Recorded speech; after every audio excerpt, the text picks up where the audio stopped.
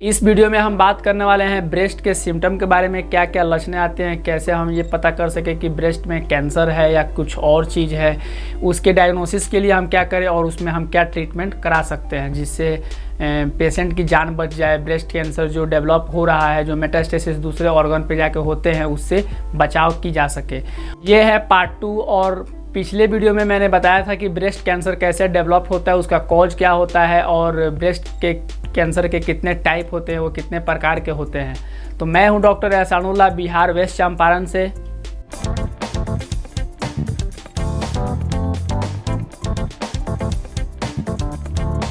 तो अब बात करते हैं ब्रेस्ट कैंसर के सिम्टम के बारे में, लक्षण के बारे में, क्या इनमें सिम्टम आते हैं। जो सबसे मोस्ट कॉमन जो प्रेजेंटेशन आता है, जो सिम्टम आता है, वो होता है लंप, यानी मांस जैसा कुछ भी उठा हुआ दिखाई दे। अगर उसको आप पल्पेट कीजिएगा तो वो पल्पेट भी हो सकता है, नहीं भी हो सकता है। अगर कम एज की महिलाएं हैं जिनका एज 30 से कम है, उनमें बहुत कम पल्पेट हो पाता है। लेकिन ज़्यादा ये ब्रेस्ट कैंसर जो होता है वो ज़्यादा एडल्ट एज में रिस्क होता है डेवलप करने के लिए। सेकंड, इसमें जो चेंजेस आते हैं ब्रेस्ट के आसपास, निपल के आसपास, उसमें होता है कि निपल का रिट्रैक्शन होने लगता है, निपल अंदर की तरफ धंसने लगता है। दूसरा है कि निपल का डेविएशन होने लगता है, निपल के आसपास अल्सरेशन होने लगता है, छोटे छोटे घाव होना स्टार्ट हो जाते हैं।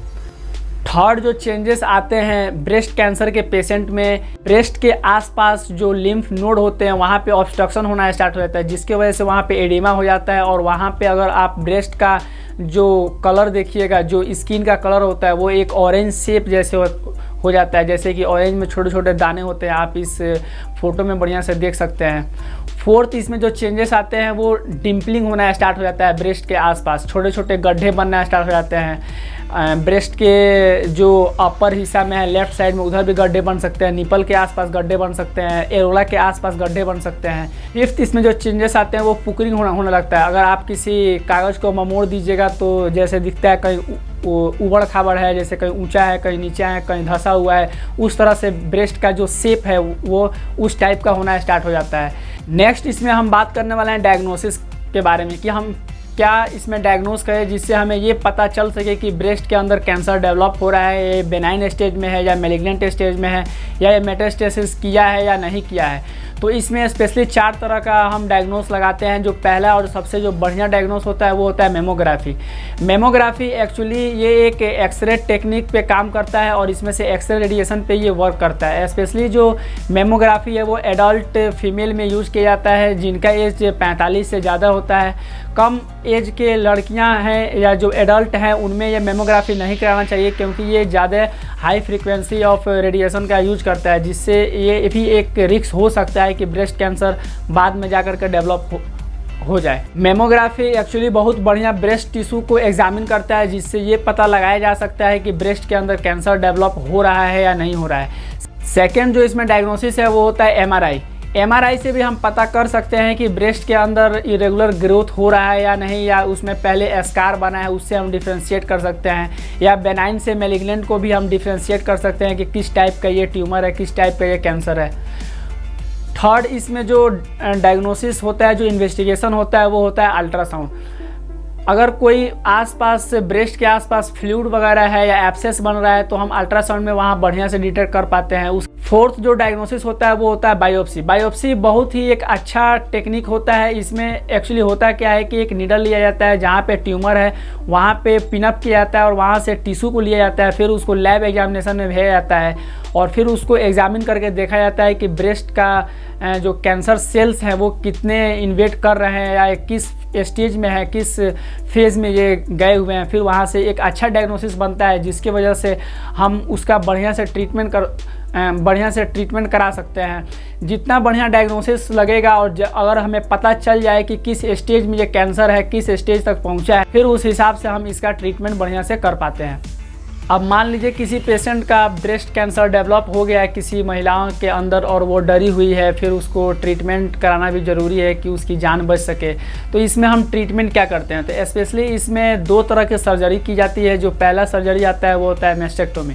मेस्टेक्टोमी का मतलब ये होता है कि पूरा ब्रेस्ट काट करके निकाल दिया जाता है। मेसेक्टोमी जब हम करते हैं तो वहाँ पे निपल काटना पड़ता है, निपल के साथ साथ उसका स्किन, वहाँ पे एरोला हुआ, ब्रेस्ट का टिश्यू और ब्रेस्ट का जो डक्ट वगैरह है, उसके साथ साथ कुछ और भी पार्ट हम इसमें काटते हैं, जैसे कि लिम्फ नोड हुआ, pectoralis minor and pectoralis major muscles को भी हम काट के निकालते हैं। असल में लिम्फ नोड को इसलिए काटना पड़ता है क्योंकि ये जो ब्रेस्ट का जो कैंसर है, जो इसके सेल है वो लिम्फ नोड में चले जाते हैं और वहाँ से लिम्फ नोड से बहुत तेज़ी से फैलना स्टार्ट करते हैं दूसरे ऑर्गन में, जैसे कि ब्रेन के पास जा सकते हैं, चाहे बोन्स में जा सकते हैं, वर्टेब्रास में जा सकते हैं, तो फिर वहाँ पे कैंसर डेवलप होना स्टार्ट हो जाता है। तो उसके वजह से ब्रेस्ट काटने के साथ साथ उसके और भी पार्ट काटा जाता है ताकि ब्रेस्ट जो सर्जरी के बाद फिर ये डेवलप नहीं हो सके, रिकरेंस नहीं हो सकते, पेशेंट सही रहे, उनका जो सर्वाइवल रेट है वो इंक्रीज कर जाए। सेकेंड, इसमें जो हम सर्जरी करते हैं वो होता है लिम्फेक्टोमी। लिम्फेक्टोमी ये एक पर्टिकुलर एरिया पे ही सर्जरी किया जाता है, जैसे कि मान लीजिए कि कोई भी फर्स्ट, सेकंड और थर्ड स्टेज का कैंसर है जो जिसका ट्यूमर का साइज छोटा है और वो ज़्यादा ग्रोथ नहीं किया हुआ है, तो उसमें हम एक्सीजन कर करके और छोटा सा पार्ट काटते हैं। इसमें पूरा ब्रेस्ट को नहीं निकाला जाता है, सिर्फ पर्टिकुलर एरिया ऑफ मास को ही काटा जाता है। जो ट्यूमर जो बना है, जो लंप बना है ब्रेस्ट के अंदर, सिर्फ उसको ही काट करके निकाला जाता है। और जब ये लिम्फेक्टोमी किया जाता है तो उसके बाद वहाँ पे हम फ्लैप का इस्तेमाल करते हैं उसके कवर के लिए, उसको ढकने के लिए, ताकि उसका कॉस्मेटिक इफेक्ट अच्छा दिखे, वहाँ पे कोई डिफेक्ट वगैरह नहीं दिखे, कोई गड्ढा नहीं दिखे। तो उसके लिए जो फ्लैप हम जो इस्तेमाल करते हैं वो दो तरह का फ्लैप होते हैं। एक जो फ्लैप होता है वो खुद के ही शरीर से लिया जाता है, खुद के ही टिश्यू को लिया जाता है, जैसे कि सबसे जो मोस्ट कॉमन जो मसल्स और टिश्यू लिया जाता है वो एब्डोमेन का पार्ट लिया जाता है, उसके साथ साथ थाई का भी पार्ट लिया जाता है, ग्लूटियल मसल्स बटक का भी पार्ट लिया जाता है। इसका फ्लैप बना करके ब्रेस्ट के पास लगाया जाता है ताकि डिफेक्ट को भरा जा सके। सेकेंड, जो इसमें हम फ्लैप इस्तेमाल करते हैं वो सिलिकॉन का बना होता है। वो ब्रेस्ट के अंदर जो लंप को निकाला गया है, जो ट्यूमर को बाहर निकाला गया है, उस साइज के हिसाब से वहाँ पे फिक्स किया जाता है ताकि ब्रेस्ट का जो स्ट्रक्चर है, जो शेप है, वो सही दिखे। और ट्रीटमेंट तो हो जाने के बाद भी ऐसा बहुत सारा कंडीशन आ जाता है, बहुत सारा कॉम्प्लिकेशंस आ जाते हैं पेशेंट के अंदर कि सर्जरी बढ़िया से हो गया, लेकिन फिर कुछ दिन के बाद, कुछ साल के बाद पेशेंट के अंदर फिर रिकरेंस होना स्टार्ट हो जाता है ट्यूमर का, फिर से ट्यूमर ग्रोथ होने लगता है। चाहे उसके साथ साथ और भी बहुत सारे प्रॉब्लम्स क्रिएट होने स्टार्ट हो जाते हैं, जैसे कि इसमें जो मोस्ट कॉमन जो सिम्टम्स आते हैं, जो प्रॉब्लम क्रिएट होते हैं फीमेल पेशेंट के अंदर, वो होता है सीरोमा। सीरोमा एक तरह का सेरस फ्लूइड है जो वो डेड स्पेस या जो स्पेस से जहाँ से ट्यूमर निकाला गया वहाँ पे फिल हो जाता है। ये एक्चुअली 30% पेशेंट में जिनका ऑपरेशन होता है, जिनका सर्जरी होता है, उन 30% पेशेंट में देखने को मिल सकता है। सीरोमा जो होता है वो इसके कारण ये कोई कैंसर डेवलप नहीं करता है, इससे कोई यहाँ इन्फेक्शन इससे हो सकता है, लेकिन ये गलत ख्याल मत रखिए अपने दिमाग में कि इससे कैंसर डेवलप हो सकता है।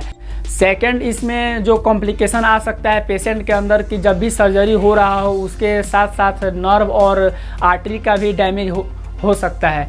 तो जब नर्व का डैमेज होता है तो जिस साइड में ब्रेस्ट का सर्जरी हुआ है उस साइड का स्कैपुला या हैंड थोड़ा सा झुक जाएगा, थोड़ा सा मतलब सही से उतना काम नहीं करेगा, उसका सेंसेशन चला जाता है। ये एक लेट फेज में जा कर के होता है, ये रिकरेंट नहीं हो पाता है। नेक्स्ट, इसमें जो कॉम्प्लिकेशन आ सकता है वो हो सकता है कि फ्लैप का नेक्रोसिस हो गया। मान लीजिए लिम्फेक्टोमी किया गया और वो जो फ्लैप इस्तेमाल किया गया और वो जाकर नेक्रोसिस हो गया, उसमें सही तरह से फ्लैप सूट नहीं किया पेशेंट के बॉडी में, उसको सही तरह से ऑक्सीजन नहीं मिल पाया और ब्लड का सप्लाई बढ़िया से नहीं मिल पाया और वो फ्लैप डेड कर गया।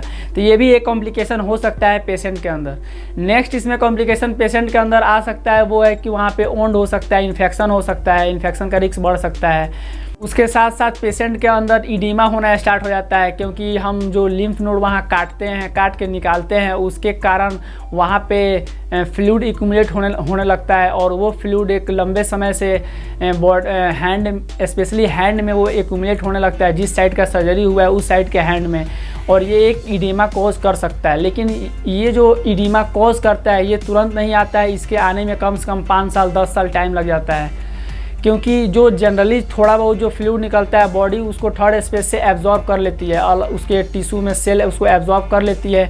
लेकिन अगर यही फ्लूइड हमेशा निकलता रहा और ये लंबा समय तक चलता रहा तो वही फ्लूइड एक्यूमुलेट होने लगते हैं हमारे हैंड में और वो एडिमा वहाँ पे कॉज होना स्टार्ट हो जाता है। होप ये वीडियो आपको अच्छा लगा हो। प्लीज़ वीडियो को शेयर ज़रूर कीजिएगा और अभी तक आप हमारे चैनल पर नए हैं तो प्लीज़ चैनल को सब्सक्राइब कीजिए। प्लीज़ मेरे पेज को भी फॉलो कीजिए और अगर आपको कोई हेल्थ से रिलेटेड कोई भी समस्या है तो आप मुझे फेसबुक और इंस्टाग्राम पर मैसेज कर सकते हैं। Thanks for watching.